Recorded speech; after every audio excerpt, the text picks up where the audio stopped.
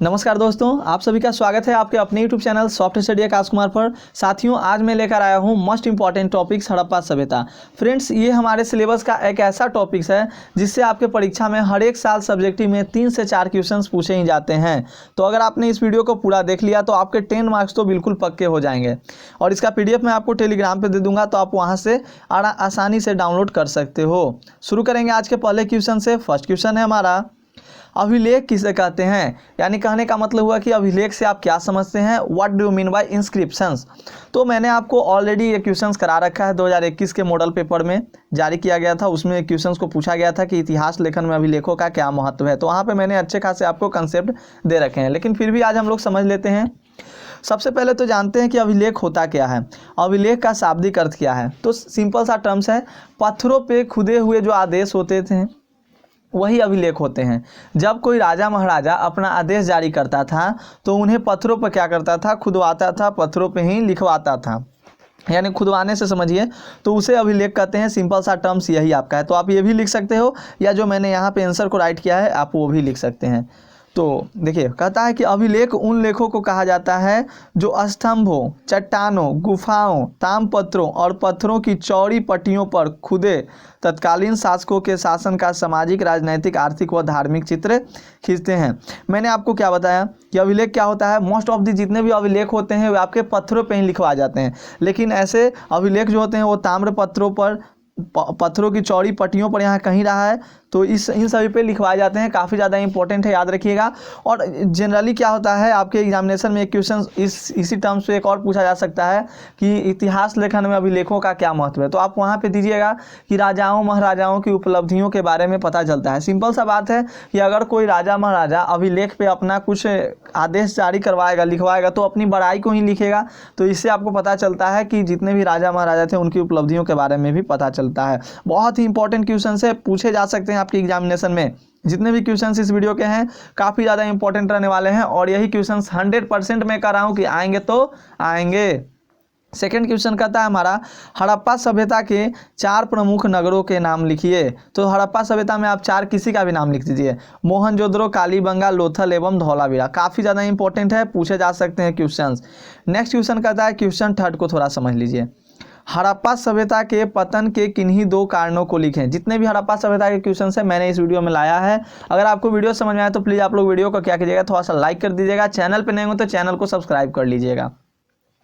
हड़प्पा सभ्यता के पतन के किन्हीं 2 कारणों को लिखना है, तो आप केवल 2 कारणों को ही लिखिए। तो कहा जाता है कि देखिए, हड़प्पा सभ्यता का जो पतन है उसका कोई एक मतलब सटीक जानकारी नहीं है। और हड़प्पा सभ्यता का काल का निर्धारण भी किससे, तो कार्बन 14 यानी C14 मेथड से किया गया है। यानी कोई उस समय का एक तरह से अनुमानित है। ये सब क्या है, तो अनुमानित है। तो समझिए क्या कहता है हमारा आंसर। कहता है कि हड़प्पा सभ्यता का पतन 1750 ईसा पूर्व के आसपास हुआ। ईसा पूर्व का रहा है, ठीक समझिएगा थोड़ा। हड़प्पा सभ्यता का पतन किस प्रकार हुआ, इस पर विद्वानों में मतभेद है। देखिए, ईसवी और ईसा पूर्व में बहुत अंतर है। ईसा पूर्व मतलब ईसा मसीह के जन्म के पहले, थोड़ा ध्यान देंगे आप लोग। तो हड़प्पा सभ्यता का पतन 1750 ईसा पूर्व के आसपास हुआ। हड़प्पा सभ्यता का पतन किस प्रकार हुआ, इस पर विद्वानों का क्या है, तो मतभेद है। बिल्कुल मैंने आपको बताया कि ये केवल क्या है, तो ऐसे ही एक अनुमानित है। इसके पतन के अनेक कारण बताए गए हैं। कुछ विद्वानों का मानना है कि अचानक सिंधु नदी में बाढ़ आ गई, यानी बाढ़ एक कारण है। अगर आप पॉइंट बाय पॉइंट बनाकर लिखते हो तो ये भी आप लिखिएगा कि हड़प्पा सभ्यता के पतन के मुख्य कारण ये है। पहला पॉइंट में आप लिखिएगा बाढ़। दूसरा पॉइंट देखिए, इस सभ्यता का पतन हुआ होगा। और दूसरा मत है कि आर्यों का आक्रमण, यानी कि बाहरी लोगों ने आकर क्या किया, आक्रमण कर दिया। तो आर्यों का आक्रमण जो हुआ ये भी एक दूसरा कारण बनता है। और तीसरी मान्यता यह है कि प्राकृतिक आपदा भी आई होगी, भूकंप आ गया होगा, सुखाड़ हो गया होगा, जिसके कारण वहाँ के लोगों का जो हो गया वो जल जीवन क्या हो गया, खत्म हो गया। उनका जो हड़प्पा सभ्यता का पतन हो गया। ठीक है, आपदा जैसे भूकंप आया होगा जिससे ही सभ्यता का अंत हो गया होगा। इस प्रकार से हम देखते हैं कि सिंधु सभ्यता के पतन के अनेक कारण विद्वानों ने दिए हैं, लेकिन ये सब क्या है, कमोवेश हैं। कमोवेश कहने का मतलब थोड़ा बहुत सटीक बैठते हैं। और ध्यान रखिएगा एक अनुमानित है, ठीक है, इंपॉर्टेंट है क्वेश्चंस आपके एग्जामिनेशन के लिए। इसका पीडीएफ आप लोग डाउनलोड कर लेंगे टेलीग्राम से ज़रूर से ज़रूर। नेक्स्ट क्वेश्चन कहता है हमारा क्वेश्चन 4, बहुत ही इंपॉर्टेंट है, बहुत इंपॉर्टेंट है।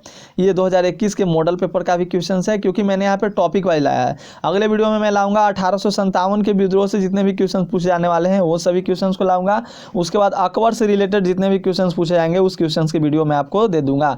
और इतना अगर आप कर लोगे तो 100% मैं कहता हूँ कि हिस्ट्री में आप 100 में 100 कर दीजिएगा, क्योंकि आपके पास ऑब्जेक्टिव संख्या कितना है, ऑब्जेक्टिव क्वेश्चन की संख्या 100 है, जिसमें से केवल आपको 50 बनाने हैं, तो आप आसानी से 50 को डील कर पाओगे। और यहाँ पर भी जितने भी आपको सब्जेक्टिव पूछे जाएंगे आप सब्जेक्टिव में भी अच्छे खासे मार्क्स को गेन कर सकते हैं। मेरी क्वेश्चन को कर लीजिए, मैं 100% कहता हूँ कि आपसे एक भी क्वेश्चन छूट के नहीं आएगा। अगर एक भी क्वेश्चन छूट के आ गया तो मतलब आप मुझे बोलिएगा कि क्वेश्चन छूट के आ गया। मेरा नंबर आप लोगों को पता ही है, पीडीएफ के ऊपर भी मेरा नंबर दिया हुआ रहता है। इतिहास अध्ययन के लिए किन्हीं 3 स्रोतों को बताइए। तो साथियों ये आप थोड़ा सा इस टर्म्स को थोड़ा ध्यान में रखिएगा। क्या होता था ना, जब इतिहास का यहाँ पे इतिहास अध्ययन के लिए पुरातात्विक स्रोत और साहित्यिक स्रोत, ये आपके लिए बहुत ही इंपॉर्टेंट है। पुरातात्विक कहने का मतलब होता है जिसे आप आर्कोलॉजिकल भी कहते हो, आर्कोलॉजिकल, और साहित्यिक स्रोत कहने का मतलब हुआ कि एक लिखित हो गया, लिटरेसी हो गया। आप और आपके एग्जामिनेशन में इस क्वेश्चंस को मैंने बहुत बार देखा है, पूछा गया है, बोर्ड मॉड्यूल है कि पुरातात्विक इतिहास से आप क्या समझते हैं, पुरातात्विक इतिहास के स्रोत से आप क्या समझते हैं। इस वीडियो में मैंने उस क्वेश्चन को भी डाला है, तो काफ़ी ज़्यादा इंपॉर्टेंट रहेगा। देखिएगा वीडियो को लास्ट तक, और सभी क्वेश्चन इंपॉर्टेंट ही रहने वाले हैं। ऐसे पुरातत्व का मतलब समझ लीजिए क्या होता है, एक तरह से इतिहास की कहानी ही है, और ये जो है साहित्यिक स्रोत भी है, तो इतिहास की दूसरी कहानी, यानी दोनों जो है वो इतिहास की कहानी ही बताती है। तो इतिहास के अध्ययन के लिए किन्हीं 3 स्रोतों के नाम बताइए, तो पुरातात्विक स्रोत और साहित्यिक स्रोत, ये 2 आपके मेन हैं। लेकिन 3 यहाँ पे कह दिया, तो एक मैंने और जोड़ दिया, विदेशी विवरण। विदेशी विवरण से भी क्या होता है, हमारे इतिहास का पता चलता है। तो याद रखिएगा, काफ़ी ज़्यादा इंपॉर्टेंट है। अभी रट लीजिए, बहुत काम आने वाला है। ये क्वेश्चन तो पूछा जाएगा, आएगा ही आएगा क्वेश्चंस आपके एग्जामिनेशन में। ये कार्बन 14 विधि से आप क्या समझते हो, यानी जिसे आप लोग कार्बन डेटिंग पद्धति भी कहते हैं, C14 रेडियो कार्बन मेथड। तो होता क्या है कि वस्तु की कला अवधि को मापने के वैज्ञानिक तरीका है कार्बन 14। जैसे हड़प्पा सभ्यता आपका था, मैंने आपको बताया कि हड़प्पा सभ्यता का एक क्या किया गया, एक मान्यता लिया गया कि हाँ इतना से इतना दिन तक हड़प्पा सभ्यता का काल रहा होगा, मतलब हड़प्पा सभ्यता अब खत्म हुआ, मतलब ये सब क्या किया गया, एक मान्यता। तो किससे, तो C14 से। आखिर ये मेथड होता क्या है, आप यहाँ पर थोड़ा समझ लोगे। C14 से कैसे हम लोग किसी चीज़ की कालावधि को मापते हैं, कहने का मतलब कि वस्तु की समयावधि को मापने की वैज्ञानिक विधि को कहते हैं कार्बन डेटिंग पद्धति, जिसके खोजकर्ता थे आपके विलियर्ड लिबी। तो अब इसके टर्म्स को समझते हैं कि आखिर कैसे मापा जाता है। भाई थोड़ा सा समझ लेना जरूरी हमारे लिए है।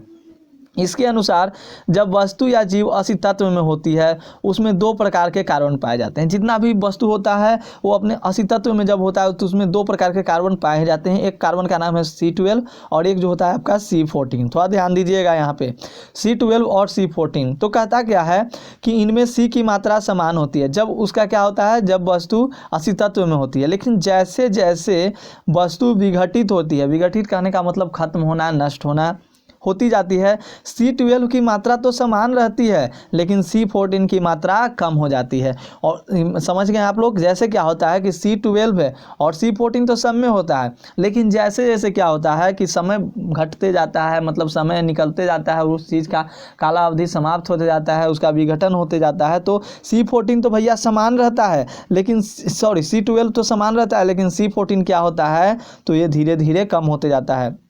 और एक वैज्ञानिकों ने इसका एक निश्चित माप बनाया है कि लगभग जो आधी वर्ष होती है 5730 साल, 5730 साल आपके किताब में शायद दिया होगा 5530 प्लस 90 प्लस माइनस 90, यानी कोई इसका मतलब एक मान्यता माना जाता है, ठीक ना। तो 5730 वर्षों में C14 क्या होती है, घटकर आधी रह जाती है। यानी C14 की जो मात्रा है वो घटकर आधी रहती है। तो इसी के अनुसार वैज्ञानिक क्या करते हैं, पता लगाते हैं कि मतलब इसमें कार्बन की मात्रा कितनी है। अगर आधा से थोड़ा सा कम है तो उसका मान लेते हैं कि वो 5730 साल से भी क्या हो चुका है, ज़्यादा हो चुका है। यानी कि जैसे जैसे कार्बन की मात्रा कमेगी, C14 की मात्रा कमेगी, वो उतना ही पुराना होगा। देखिए कहता है कि जिस पदार्थ में कार्बन 14 की मात्रा जितनी कम होगी वह उतनी ही पुरानी मानी जाएगी। इसी आधार को मानकर किसी वस्तु की कार्यकाल निर्धारित किया जाता है। तो उम्मीद करता हूं कि आपको ये क्वेश्चन समझ में आया होगा। साथियों प्लीज़ आप लोग याद कर लीजिएगा, बहुत ही इंपॉर्टेंट क्वेश्चन मैंने सिलेक्ट करके लाए हैं और यही सब क्वेश्चन आपके एग्जामिनेशन में आएंगे। अब आपके एग्जामिनेशन के लिए केवल बचे हैं मुश्किल से मुश्किल 9 दिन 10 दिन बचे हुए हैं, तो तैयारी आप अच्छे से कर लीजिए। हालांकि 4 फरवरी को आपका है, तो थोड़ा ध्यान दीजिएगा। हड़प्पा वासियों द्वारा बृहद सिंचाई के साधनों का उल्लेख करें। बृहद सिंचाई के साधनों का उल्लेख करें, यानी कि हड़प्पा सभ्यता में किस तरह से सिंचाई की जाती थी, इसका उल्लेख करना है। तो कहता क्या है कि हड़प्पा, अगर देखिए यही क्वेश्चंस आपके लॉन्ग में भी पूछते हैं 5 मार्क्स में, थोड़ा लंबा बनाकर पॉइंट बाई पॉइंट बनाकर लिखिएगा, ठीक है। हड़प्पा वासियों द्वारा मुख्यतः नहरें, कुएं और जल संग्रह करने वाले स्थानों को सिंचाई के रूप में प्रयोग में लाया जाता था। किसको किसको? सिंपल सी बात है, जो हमारे यहाँ जो सिंचाई करने के लिए होता है ना, उसी को लिखना है। क्या? नहर से होता है ना सिंचाई, कुआं से होता है, जल से होता है, तो यही आप लोग ध्यान रखिएगा। जल संग्रह करने वाले स्थानों से क्या होता था, तो सिंचाई के रूप में प्रयोग में लाया जाता था। इसके अतिरिक्त हड़प्पा वासियों द्वारा जल संग्रह के लिए गुजरात का धौलावीरा, ध्यान रखेंगे ये भी क्वेश्चन पूछा था कि धौलावीरा भारत के किस राज्य में है, तो धौलावीरा गुजरात के धौलावीरा नामक स्थान में तालाब मिला है जो कृषि की सिंचाई के लिए, पानी देने के लिए तथा जल संग्रह के लिए प्रयोग किया जाता था। कौन? तो धौलावीरा। कहाँ का? तो गुजरात का। साथ ही अफगानिस्तान में से सौतगई नामक स्थल से हड़प्पाई नहरों का चिन्ह प्राप्त हुआ है। तो कहा जाता है, इस तरह से आप लोग समझ सकते हो कि हड़प्पा सभ्यता में क्या था, तो हड़प्पा वासियों द्वारा सिंचाई के साधनों में मुख्य रूप से क्या थे, नहरें थे, कुएं थे, जल संग्रह करने वाले स्थान थे, जिसमें आपका धौलावीरा गुजरात का बहुत ही इंपॉर्टेंट नाम है और सौतगई जो आपका अफगानिस्तान में है। तो आप लोग थोड़ा ध्यान में रखिएगा, कम से कम गुजरात का याद रखिएगा, इतने में तो आपको मार्क्स मिल ही जाएंगे। नेक्स्ट हमारा क्वेश्चन कहता है, क्वेश्चन 7 काफ़ी ज़्यादा ये भी इंपॉर्टेंट क्वेश्चन है, थोड़ा अच्छे से देखिएगा सभी लोग। और वीडियो समझ में आए तो प्लीज़ वीडियो को लाइक कीजिएगा, चैनल पे नए होंगे तो चैनल को सब्सक्राइब कर लीजिएगा और अपने दोस्तों के साथ वीडियो को शेयर कीजिएगा, क्योंकि अभी समय बहुत कम है और सभी को तैयारी करनी है। क्वेश्चन 7 है और मैं इतना ही करा दे रहा हूँ तो आपकी बहुत ज़्यादा हेल्प हो जा रही है, बहुत ज़्यादा आपको क्वेश्चन याद करने का पता तो चलेगा ना कि कम से कम हमें कौन से क्वेश्चन याद करने हैं, क्या नहीं याद करना है, क्योंकि मेरा एक्सपीरियंस है पढ़ाने का, मुझे पता है कि कौन से क्वेश्चन आते हैं कौन नहीं आते। पुरातत्व से आप क्या समझते हैं? और जितने भी इसमें इस वीडियो में आपको लगभग 13 क्वेश्चन देखने को मिलेगा। 13 में से अगर 4 क्वेश्चन नहीं आया तो आप मुझे आकर कहना है। 13 में से 4 क्या, इस बार तो डबल कर दिया, हो सके तो 5 क्वेश्चन भी आ जाए। अगर 5 क्वेश्चन नहीं आया तो आप बोलिएगा मुझे, बिल्कुल 5 क्वेश्चन आएगा ही आएगा, वो भी सब्जेक्टिव की मैं बात कर रहा हूँ। पुरातत्व से आप क्या समझते हैं? पुरातत्व वह विज्ञान है जिसके माध्यम से पृथ्वी के अंदर छिपी हुई सामग्रियों की खुदाई कर, अभी मैंने आपको बताया था पुरातत्व के बारे में। क्या होता है पुरातात्विक स्रोत? आर्कोलॉजिकल जो कि इंस्क्रिप्शन यानी अभिलेख में भी मैंने आपको बताया था, तो ये इंपॉर्टेंट आपके लिए है। क्या? तो कहता क्या है कि पुरातत्व विज्ञान वह विज्ञान है जिसके माध्यम से पृथ्वी, किसी भी विशेष ज्ञान को विज्ञान कहते हैं, तो ये मत समझिएगा कि विज्ञान मैंने लिखा तो गलत है। माध्यम से पृथ्वी के अंदर छिपी हुई सामग्रियों की खुदाई कर अतीत के लोगों के जीवन की जानकारी प्राप्त की जा सकती है। वैज्ञानिक तथ्यों पर आधारित होने के कारण पुरातत्व एक सर्वाधिक महत्वपूर्ण स्रोत है। क्यों? क्योंकि इससे पता चलता है हमें कि कुछ साल पहले जो था पृथ्वी के अंदर कितनी सामग्री छिपी हुई थी, खुदाई कर कर हम लोग पता लगाते हैं। और वैज्ञानिक तथ्यों पर आधारित होने के कारण पुरातत्व एक सर्वाधिक महत्वपूर्ण स्रोत है। इसके अंतर्गत खुदाई में प्राप्त सिक्कों, अभिलेखों, खंडहर एवं स्मारक आदि की गणना की जाती है। किसी भी सभ्यता के इतिहास की जानकारी के लिए पुरातत्व एक महत्वपूर्ण स्रोत है। और बात कर ले हम लोग, ये क्वेश्चन इतना इंपॉर्टेंट है कि शायद इस क्वेश्चन के लिए मैं कसम भी खा सकता हूँ कि ये क्वेश्चन आएगा, शायद कसम भी खा सकता हूं, क्योंकि मैं तो बोर्ड में क्वेश्चन छाप नहीं रहा हूं कि मैं कहूँगा कि आएगा ही आएगा, लेकिन ये क्वेश्चन बहुत ज़्यादा इंपॉर्टेंट है। विश्वास अगर मुझ पे है तो आप इसको याद कर लीजिएगा, बिल्कुल याद कर लीजिएगा, बहुत ही इंपॉर्टेंट रहने वाला है। और एक पुरातात्विक स्रोत होता है, एक साहित्यिक होता है और एक विदेशी आक्रमण से या विदेशी आप कह सकते हैं कि उससे भी पता चलता है। मैंने आपको कराया भी था, यहाँ पे देखिए, विदेशी विवरण से, ठीक है। अब करते हैं हम लोग 8 नंबर क्वेश्चन को। नेक्स्ट हमारा क्वेश्चन 8 कहता है, काफ़ी ज़्यादा इंपॉर्टेंट है, थोड़ा समझ लेंगे। मोहनजोदड़ो के विशाल स्नानागार की 2 विशेषता बताएं। देखिए लाइव क्लास में क्या होता था, बहुत ज़्यादा टाइम लग जाता है, जिसके कारण मैं आप लोग को वीडियो अपलोड करके दे रहा हूँ। मोहनजोदड़ो के विशाल स्नानागार की दो विशेषताएं बताइए। मोहनजोदड़ो के विशाल स्नानागार की दो विशेषताएं आपको इस तरह से लिख देना है, पॉइंट बना देना है और लिख देना है अपना आंसर। क्या होगा आपका आंसर? कहता है कि मोहनजोदड़ो के स्नानागार के चारों ओर बरामदे होते थे, याद रखिएगा, और पानी से भरने के लिए एक अलग भी कुआं भी होता था। इंपॉर्टेंट है।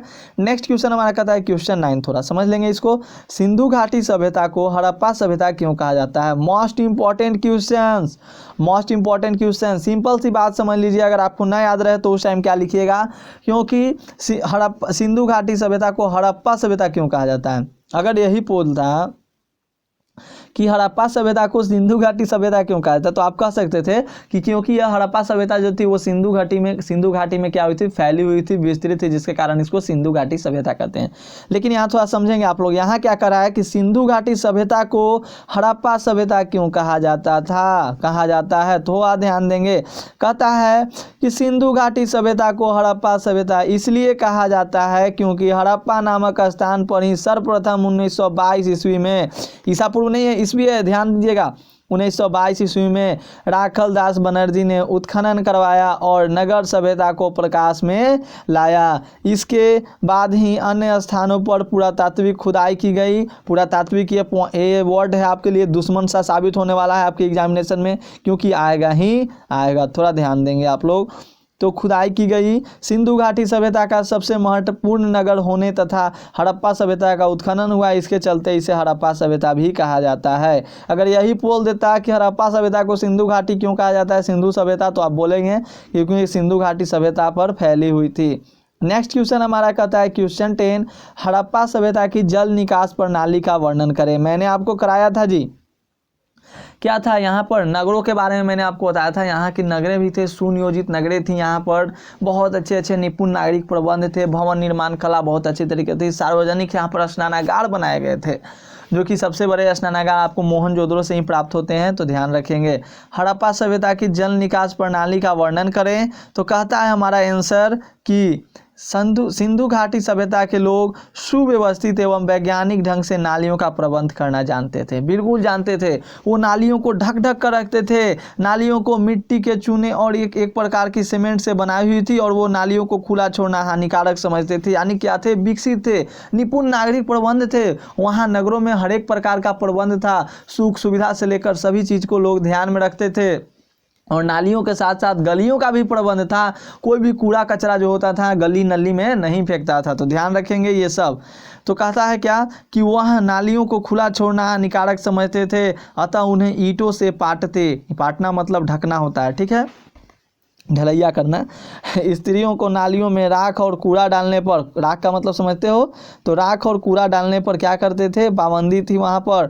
वर्षा के पानी की निकासी का विशेष रूप से प्रबंध था, यानी कि वर्षा की पानी जो होती थी उसके लिए भी नालियों का अच्छे तरीके से वहाँ पे प्रबंध किया गया था। सारांश रूप में कहा जा सकता है कि उन लोगों को साफ सफाई की ओर विशेष ध्यान था। हड़प्पा सभ्यता जो थी बहुत ही विकसित सभ्यता थी, यहाँ पर सुनियोजित नगर थे।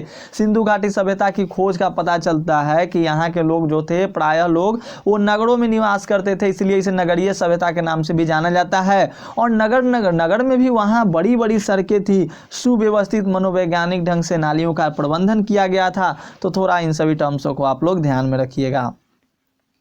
11 नंबर क्वेश्चन कहता है हमारा कि मोहनजोदड़ो के विशाल स्नानागार के विषय में लिखें। हाँ, यहाँ पर अभी क्वेश्चन ऊपर में क्या कहा था कि मोहनजोदड़ो की विशाल स्नानागार की दो विशेषताएं बताइए। आज क्या कर रहा है, ये questions most of the examination में आपके बहुत बार पूछे गए हैं, थोड़ा ध्यान देंगे। तो कहता है कि मोहनजोदड़ो के विशाल स्नानागार के विषय में लिखिए।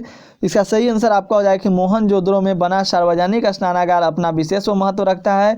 यह सिंधु घाटी के लोगों की कला का अद्वितीय नमूना है। अद्वितीय कहने का मतलब कि इसके जैसा कोई नहीं, अद्वितीय, एकलव्य अद्वितीय था, धनुर्धारी, ध्यान रखेंगे। ऐसा अनुमान है कि यह स्नानागार धार्मिक अवसरों पर आम जनता के नहाने के प्रयोग में लाया जाता था, जिसका आकार 180 गुने 180 यानी कि लंबाई गुने चौड़ाई दोनों सेम, यानी कि पूरा स्क्वायर तरीके से, यानी कि स्क्वायर रूप में, इस तरह से स्क्वायर रूप में क्या था, बना हुआ था, वर्गाकार रूप में। इसके चारों ओर बरामदे होते थे। स्नानागार को पानी से भरने के लिए कुआं भी होता था। गंदे पानी की निकासी के लिए का भी प्रबंध था, यानी कि नालियों का वहाँ पे अच्छा प्रबंधन था। और मोहनजोदड़ो में विशाल स्नानागार। लोग क्या करते थे, जब कोई पूजा, कोई अवसर आता था, धार्मिक अवसर, कोई पूजा पाठ होता था, तो उस समय क्या करते थे, नहाते हैं। जिस प्रकार हमारे यहाँ छठ पूजा इस समय हम लोग जाते हैं ना नदी में मनाने, गंगा जी में मनाने, तो वही यहाँ पर कहता है यहाँ पे। तो ध्यान में रखेंगे आप लोग, इंपॉर्टेंट है। और इस तरह से लिखिएगा, यहीं से आपके एक क्वेश्चन और बनते हैं कि मोहनजोदड़ो के विशाल स्नानागार की 2 विशेषताएं, 3 विशेषताएं तो आप लोग बता दीजिएगा कि वहाँ के स्नानागार जो था वो धार्मिक अवसरों पर आम जनता के नहाने के प्रयोग में लाया जाता था। उसका जिसका आकार था 180 × 180, ये भी हो जाएगा आपका। ये भी एक आंसर हो जाएगा कि वहाँ पर उसके पानी के निकास के लिए बहुत अच्छा व्यवस्था थी। एक कुएँ का भी क्या था, प्रबंध था पानी भरने के लिए। तो ये सब आपके लिए काफ़ी ज़्यादा इंपॉर्टेंट है। Second last question of this video कहता है कि मोहनजोदड़ो के अन्नागार के विषय में लिखें। अन्नागार मतलब अन्न, अन्न मतलब समझते हो सभी लोग, अन्न जिसे हम लोग खाते हैं। तो कहता है कि मोहनजोदड़ो में ही 45.72 मीटर लंबा और 22.86 मीटर चौड़ा एक अन्नागार मिला है। मतलब जहाँ पे अन्न रखा जाए, कहने का मतलब अन्नागार का सुदृढ़ आकार, प्रकार, हवा आने जाने की व्यवस्था तथा इसमें अन्न भरने की व्यवस्था निसंदेह उच्च कोटि की थी। यानी बड़ाई कर देना है, ठीक ना, बड़ाई कर देना है अन्नागार का, ठीक ना।